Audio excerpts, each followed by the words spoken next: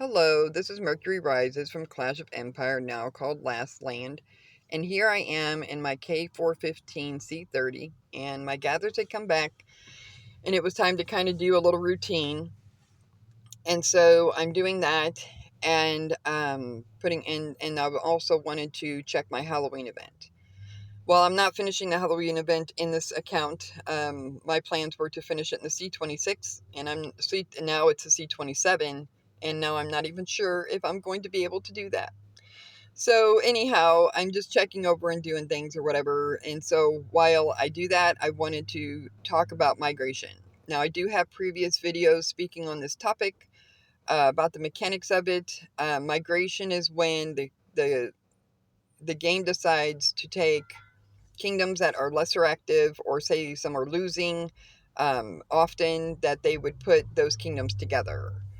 Now, it used to be that they would merge the kingdoms, but now they allow the players to choose. So we get to choose now. I have a lot of past experience with migrations, and it is difficult. Um, a lot of players that are aware of this fact will sell right before or right after migration, or just stop playing entirely. So, do you like the game? Do you like your account? Are you looking at playing this game? I'm not for sure where you are at, but I've been here for nearly 2 years, and I have been through probably um, near a half dozen migrations. And so I want to encourage a few things. I want to encourage you that it is okay to stick it out, and we just need to be prepared. So now would be a good time. What can we do to prepare? Now would be a good time to send some scouts, should I say, over to the kingdoms in front and behind you, and get to know the flavor of the kingdom, get to know the C30s, get to know the players there. So whether you're going to be host or whether you're going to be migrating, you might be able to predict either one, but you really can't. People will talk about, oh, well, we'll definitely be host, or we're going to force a migration in the case of a civil war in one of my kingdoms previous. You can't always be for sure which way it's going to go, because I've seen civil war kingdoms actually be host, and I've seen peaceful kingdoms turn into civil war. The one thing I do know is that civil war always precedes a migration. Now, civil war doesn't always happen, but it does happen often, and it can happen um, immediately, or it can happen in a few months. It can be for several months, or it can be for a month or two. You just never know. The only thing about the game that's predictable is its unpredictability. So how do we prepare? For one, if your princess manor and your beauty manor does not match the rank of your castle, you need to try to get that up. For another, if your research is low in agriculture and defense, you need to get that up. If your plots are low, you need to be building those.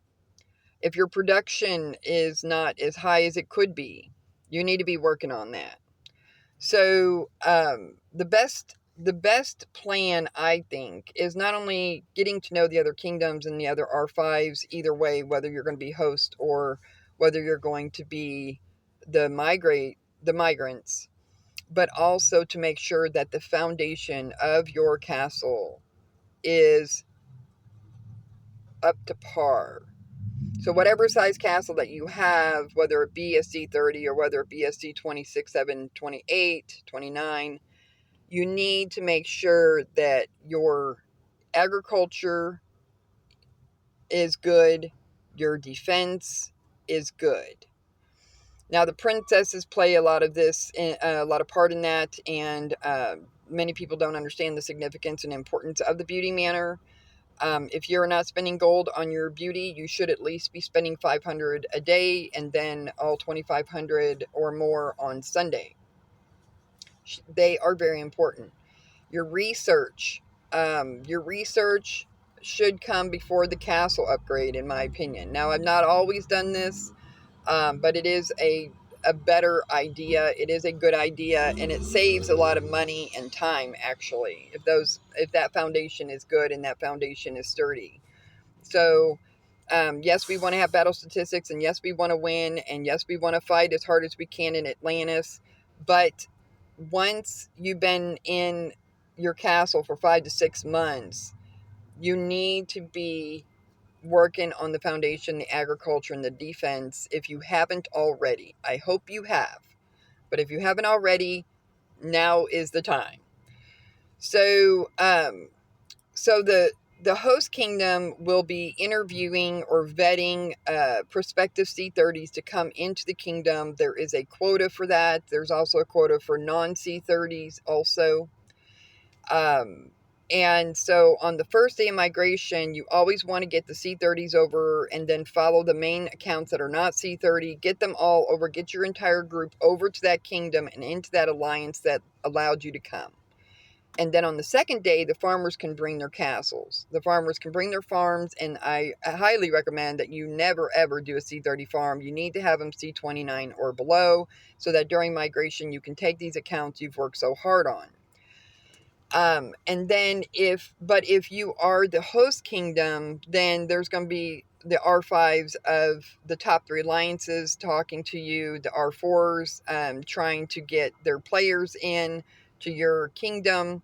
And this is where your previous research of these kingdoms will benefit you greatly.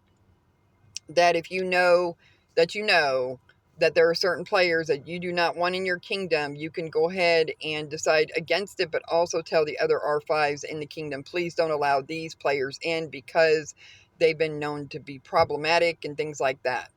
So, and then also you would be able to find out and learn who the best players are, who the ones that have similar game values that you do. So whoever it is and the players that go to these little, into these little castles, into the other kingdoms and do the investigation on the other players, that would help immensely. And I think that it would have mitigated a lot of the issues that I have seen that have happened with migrations. Now, this game is a whole lot older than I am. Obviously, I've been in the game for nearly 2 years, and the game, I think, is around 10 or 12 years old. There are many older players and better and smarter players than I am, obviously, and they've gone through many more migrations than I have. I don't know what their opinions are. These are just my opinions on migration, and what could, hopefully mitigate some of the issues that I've seen that comes with them. Now, one of the other things that I would like to warn you for migration is that no matter what your rank is, you're probably going to drop. So if you are a spender and you have top rank, you're probably going to drop rank. I didn't drop rank actually in my very first migration, and then in the second account that I had, it had not dropped rank either until they both migrated, and then they both dropped. Now, the one was rank 6, it dropped to 18, and the other was rank 6, it went to the same kingdom, just out of happenstance, and it dropped to 45. Now, those were migrating castles. Now, in a host kingdom that I actually was the host and I was the R5,